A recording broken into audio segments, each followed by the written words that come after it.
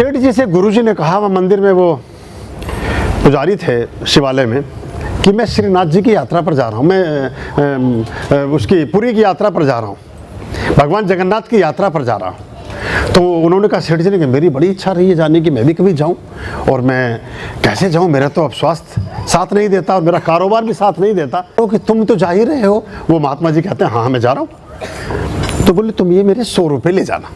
अब ये 1935-40 की बात है। 100 रुपये मान के चलो, जैसे 1 लाख रुपये हो गए, ऐसा लगभग मान के चलो, चूँकि सोना भी उस समय 15-20 रुपये तोला था।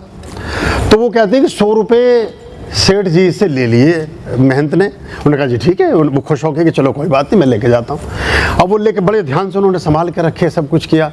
अब रास्ते में जब एक जगह पहुँचे तो देखा कि बहुत सारे जो पक्षी हैं वो मिट्टी खा रहे हैं, और वो पानी, मतलब वो भूख की वजह से तड़प रहे हैं, और सब कंकाल टाइप के हैं। तो उन्होंने सोचा कि यार मेरे पास तो पैसे हैं नहीं, और जो मैं अपनी मट्ठी पराठे बांध के लेके चला था, दूध दही, वो सारा मैं खा के ख़त्म कर चुका, मैं इनको क्या चीज़ खिलाऊं।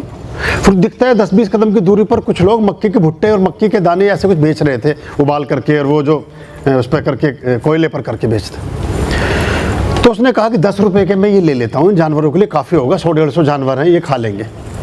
10 रुपये उन्होंने 100 का नोट बनाया, 10 रुपये की मक्की के दाने वहाँ ले लिए। फिर थोड़ा सा कहीं आगे चले, कोई एक अपाहिज आदमी जा रहा था, वो एक बग्गी भी जा रही थी, कोई बग्गी वाले ने कहा 2 रुपये लूँगा वहाँ तक उतारने के, और अपाहिज आदमी के साथ सामान भी। तो उसने 2 रुपये उस अपाहिज आदमी के दे दिए कि इसे नाव से उस पार उतार देना। मतलब उन्हें लगा कि मेरे पास इतने पैसे तो हैं ही। अब अंततोगत्वा एट द लास्ट मोमेंट सिर्फ 10 रुपये बचे। अब 10 रुपये जो बचे, तो जब पुजारी से बातचीत हुई तो उन्होंने कहा कि 8 रुपये तो हमारे यहाँ के उसके बैठते हैं, अभिषेकम के, यहाँ रखो और वहाँ रखो, जो सारी चीज़ें, बोले 8 रुपये हमें दे दो। तो उन्होंने कहा यार तो बड़ा काम खराब हुआ, 8 रुपये उन्हें दे दिया, बचे 2 रुपये। 2 रुपये बचे उनके पास।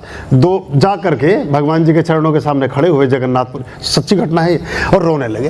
वो महंत बोले मुझे मिले 100 रुपये थे, सेठ जी ने 100 रुपये दिए थे, और मेरे पे 2 रह गए हैं। मैं ऐसा रास्ते में मुझे दिखा, मेरे से गलती होगी, मेरे पाप को क्षमा करना, और मुझे मेरी भूल को क्षमा करना, और ये 2 रुपये मेरे स्वीकार करना। जगन्नाथ जी के चरणों में 2 रुपये रख करके रोते हुए बेचारे महंत बाहर आ गए। हफ्ते 10 दिन बाद मुंबई पहुंचे। तो जैसे सेठों की प्रवृत्ति होती है, आने से पहले उन्होंने एक आदमी भेज दिया बग्गी लगे। बोले हाँ वो प्रसाद श्रीनाथ जी का, बोले हाँ ये लो जी जगन्नाथ जी का। और बोले वो क्या क्या हुआ वहाँ, आपने क्या किया? बोले वो मैंने आपने जो पैसे दिए थे मैंने वहाँ चढ़ा दिए। तो बोले अच्छा ठीक है। उन्होंने ये बातचीत आई गई हो गई। 4 दिन बाद अब वो सेठ तो सेठ हैं, 100 रुपये छोड़ चुके हैं, तो 24 घंटा 100 रुपये घूम रहा है दिमाग में। रात को सोए तो स्वप्न में जगन्नाथ जी प्रकट हुए। सेठ जी के स्वप्न में जगन्नाथ जी आ गए, भगवान विष्णु। तो उनसे वार्तालाप करते हैं। सेठ की तो रुचि पैसे में है, तो उनसे सबसे पहले पूछते, बोले फलाने नाम के महंत जी गए थे, 100 रुपये भेजे थे, वो आपको मिले कि नहीं?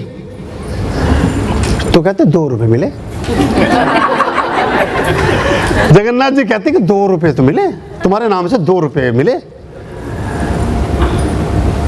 100 रुपये तो नहीं मिले। और तो बोले 98 रुपये। बोले 98 रुपये मैंने इस्तेमाल किए, 2 रुपये तो मंदिर को मिले, और 98 रुपये का प्रयोग मैंने किया, 98 मिले मेरे लिए। अगर तुमने भेजे थे तो 98 मिले, और वैसे 2 रुपये मंदिर में चढ़े।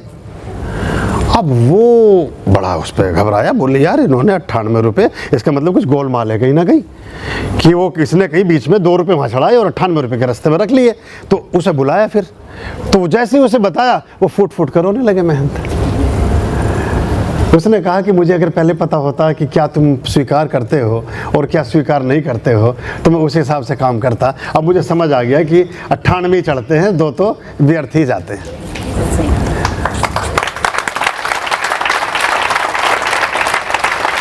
जो मंदिर में चढ़ा 2 रुपये वो तो व्यर्थ ही गया, 98 रुपये जो परमार्थ में गया वो चढ़ा, वो परमात्मा ने कहा वो मुझे मिल गए, वो मेरे पास पहुँचे और 2 रुपये वहाँ चढ़े। तो ये बड़ा एक अजीब विज्ञान है। तो आप अपने लॉजिक से अगर बाहर आ जाएं तो फिर आप मैजिकल हो जाएंगे। ज़्यादातर हम आ नहीं पाते। अच्छा अगर हम आ ही नहीं पा रहे हैं तो पता क्यों नहीं आ पा रहे हैं? आप गुरु से भी ज़्यादा अपने आप को बुद्धिमान समझ रहे हो। मतलब ये आपका मतलब आपको लगता नहीं ये चीज़ ठीक नहीं, ये चीज़ ठीक है, ये वाला काम ठीक नहीं, ये वाला काम ठीक है। तो आपको जब सब पता ही था कि कौन सा काम ठीक है कौन सा काम ठीक नहीं है, तो फिर गुरु की भी ज़रूरत आपको कुछ थी तो है नहीं। मतलब सीधी सच्ची बात तो यही है।